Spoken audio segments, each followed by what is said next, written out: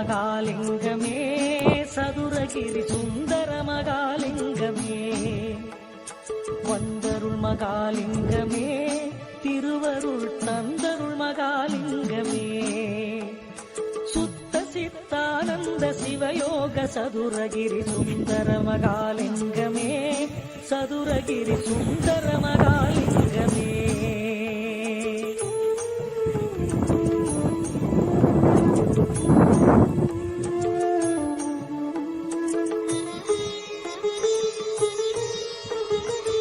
ஆதிவடிவான சிவஜோதி மலைலிங்கம் அருஞான ஒளி வீசும் அருணகிரிலிங்கம் பாதிமதி நதி சூடி விளையாடும் லிங்கம் பரமசிவ வடிவான கருண சிவலிங்கம் வேதகிரிநாத வடிவான சிவலிங்கம் விதி தேடி அறியாத விமல சிவலிங்கம் சீதவளமோங்கு தமிழ் பாண்டி வளநாட்டின் சித்த சிவயோககிரி சதுரகிரி சுந்தர மகாலிங்கமே சதுரகிரி சுந்தர மகாலிங்கமே வந்தருள் மகாலிங்கமே திருவருள் தந்தருள் மகாலிங்கமே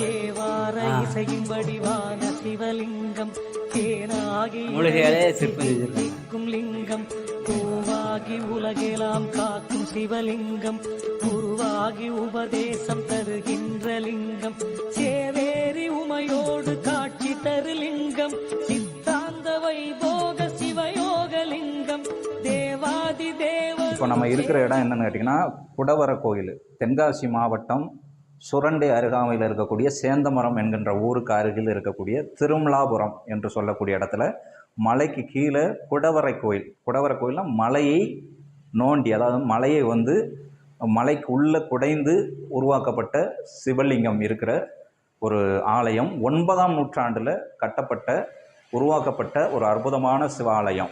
இங்கே இதனுடைய சிறப்பு என்னென்னு கேட்டிங்கன்னா, இங்கே இருக்கக்கூடிய சிற்பங்கள் எல்லாமே பார்த்திங்கன்னா மூலிகையை பயன்படுத்தி உருவாக்கப்பட்ட சிற்பங்கள் இங்கே உண்டு.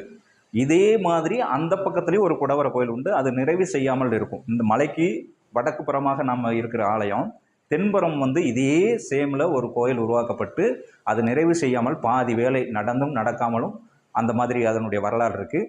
இது முழுக்க முழுக்க இந்திய தொல்லியல் துறையினுடைய கட்டுப்பாட்டில் இருக்கக்கூடிய பகுதி. ஒரு அற்புதமான கோவில், அற்புதமான ஆலயம். தியானம் செய்கிறதுக்கோ இருக்கிறதுக்கோ போகிறதுக்கோ அமாவாசை பௌர்ணமி ரொம்ப சிறப்பாக இருக்கும். அமாவாசை பௌர்ணமிகளில் அன்னதானம் நடக்கிறது.